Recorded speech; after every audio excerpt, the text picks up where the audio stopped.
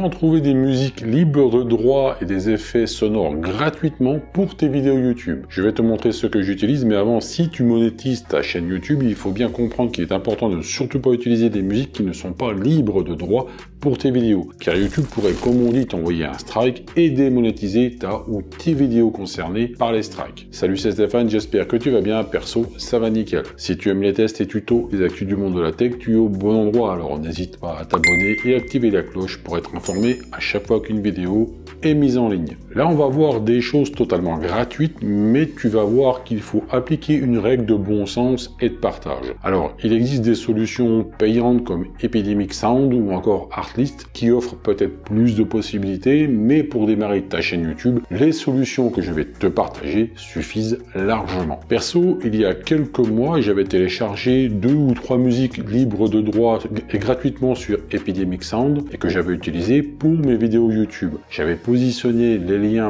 des musiques sous mes vidéos et j'avais vraiment fait attention sur le fait que les musiques étaient bien libres de droit. Et surprise, après plusieurs mois, je reçois un strike de YouTube me disant que 2 de mes vidéos utilisaient des musiques protégées par droit d'auteur et que donc ces 2 vidéos étaient démonétisées. Bon, ce n'est pas pour les quelques centimes que ces vidéos avaient généré. Et en fait, après quelques recherches, je me suis aperçu que les auteurs sur Epidemic Sound laissaient leur toute nouvelle musique en libre de droit et au début d'un certain temps, ils protégeaient ces mêmes musiques par des droits d'auteur. Ils font ce qu'ils veulent, mais a priori, c'est une technique pour faire connaître leur musique et récupérer du coup l'argent généré. Là, on va voir une façon de faire qui ne risque pas de générer ce genre de problème. Allez, on va sur mon ordi et je te montre ce que j'utilise. Alors, si tu as une chaîne YouTube, tu as forcément YouTube Studio. Alors là, tout va se passer dans YouTube Studio. Comme c'est des musiques libres de droit et gratuites dans YouTube Studio, tu ne risques absolument rien au niveau de YouTube. Alors pour ce faire, quand tu es dans ton YouTube Studio, tu regardes à gauche ici, tu as tous les onglets que tu connais déjà, mais tu vas tout en bas et c'est là que tu verras que c'est intéressant, tu as la bibliothèque audio de YouTube. Je pense qu'elle n'est pas assez exploitée. Tu cliques dessus et là tu arrives dans la bibliothèque audio et tu as des titres gratuits, des effets sonores et tes titres favoris. Alors par exemple, les titres gratuits, tu regardes, si tu descends, tu vois, il y en a 1296. Alors, il y en a déjà pas mal. Alors, c'est vrai qu'il y en a beaucoup. Alors, si tu veux faire un tri, tu viens ici. En fait, tu vas faire un filtre. Et si, par exemple, tu veux faire un filtre sur le genre de musique, tu viens ici. Et là, tu vois, il te propose déjà plein de choses. Musique alternative et punk, musique d'ambiance. Je sais pas, on va mettre musique d'ambiance, hip-hop et rap. Et jazz and blues, alors on fait appliquer et là voilà, tu vois, il te met le genre de musique que tu as sélectionné.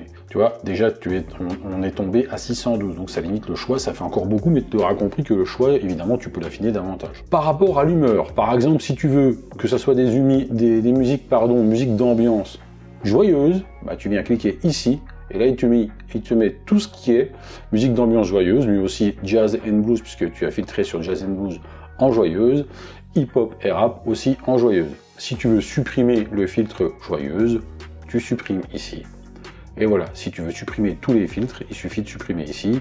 Si tu veux refiltrer sur d'autres genres, tu viens ici, et par exemple on va mettre pop, voilà, et là, il te filtre tout ce qui est musique pop. Alors, pour les écouter, c'est simple, hein, tu vois, quand tu passes sur les musiques, les lignes, tu appuies sur le petit bouton lecture, donc la musique s'affichera en bas ici, enfin la lecture s'affichera en bas ici. Si la musique te plaît, tu peux la mettre dans tes favoris, tu vois, il suffit de cliquer sur ajouter aux favoris sur la petite étoile là.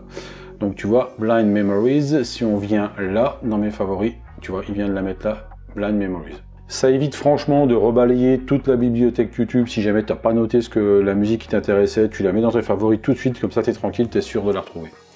Bon, après tu as le genre qu'on vient de voir, tu as l'humeur, tu as l'artiste. Alors je te disais qu'il y a quand même une notion de partage à avoir et c'est bien normal. Faire de la musique, la mettre en ligne, bah, ça représente beaucoup de travail. Là, en l'état, tu n'as absolument pas besoin de mettre une description sous ta vidéo YouTube de la musique que tu auras utilisée. Mais je pense que par respect pour l'artiste, c'est quand même bien de le faire, parce qu'il y a quand même des musiques, même si gratuit, franchement, ça vaut le détour, il y en a des superbes. Il y a un peu n'importe quoi, mais la grosse majorité, c'est de la bonne musique. Moi, ce que je fais en général, tu vois, je clique ici sur le lien externe. Là. Une fois que tu as fait ça et que tu auras copié le lien dans la description de ta vidéo YouTube, qui est clean, même si tu le fais pas, encore une fois, tu risques rien. Alors, pour télécharger cette musique-là, justement, là, tu vois, YouTube te dit, vous pouvez utiliser ces pistes audio dans toutes vos vidéos, y compris celles que vous monétisez. Aucune attribution n'est nécessaire.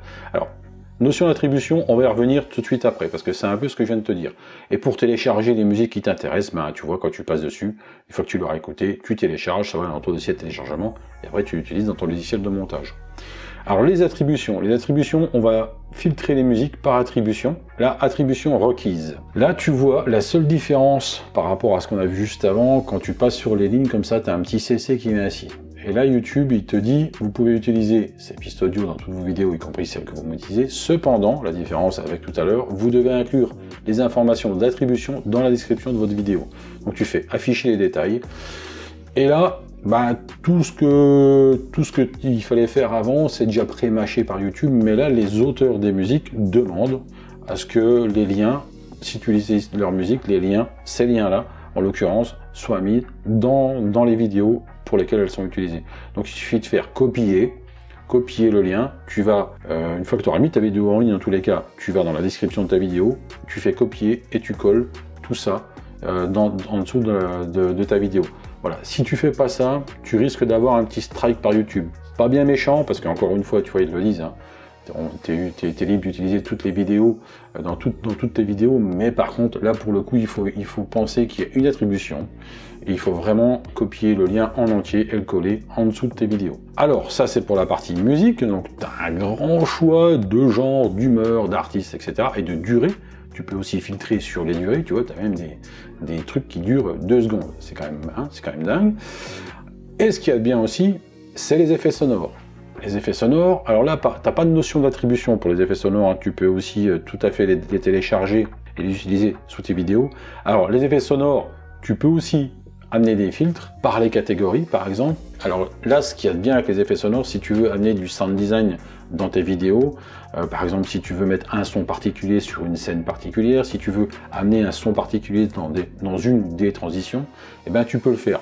Par exemple, des transitions assez courtes, des portes par exemple, ou des bruitages, voilà, ou je sais pas, ou des impacts, tu fais appliquer, et là il te met tous les effets sonores. Là tu peux aussi, ce qu'il y a de bien, et là c'est vachement pratique pour le coup, c'est filtrer par la durée, donc tu prends de la plus petite durée à la plus grande, tu vois, là pour le coup avec ce qu'on a filtré là, il y a quand même 507 effets sonores. Tout ça c'est gratuit. Et là c'est pareil, hein, quand tu passes dessus, tu peux l'écouter. Par contre, ce qui est un peu moins bien pour le coup, c'est que tu peux pas le mettre dans les favoris comme les titres gratuits. Bon, c'est dommage parce que ça aurait été sympa de les retrouver dans les favoris.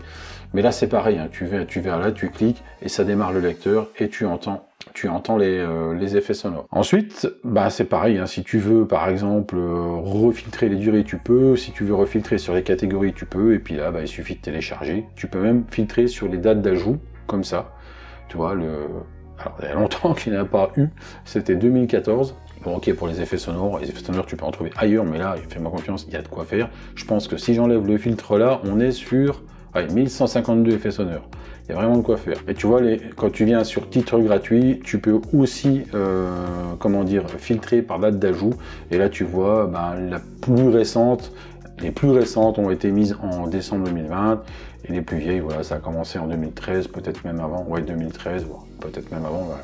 Là, c'est 2020. Voilà, alors là, encore une fois, tu ne risques absolument rien. Moi, je conseille toujours, même s'il n'y a pas de notion d'attribution, comme je t'ai montré juste avant, de mettre dans tes vidéos, dans la description de tes vidéos, d'où viennent les musiques. C'est la moindre des choses, parce que faire une musique, créer une musique, ça prend du temps, c'est du travail. Donc, je pense que c'est la moindre des choses. Voilà, bibliothèque audio, vraiment à utiliser, vraiment comme il faut. Des petites pépites se cachent là-dedans.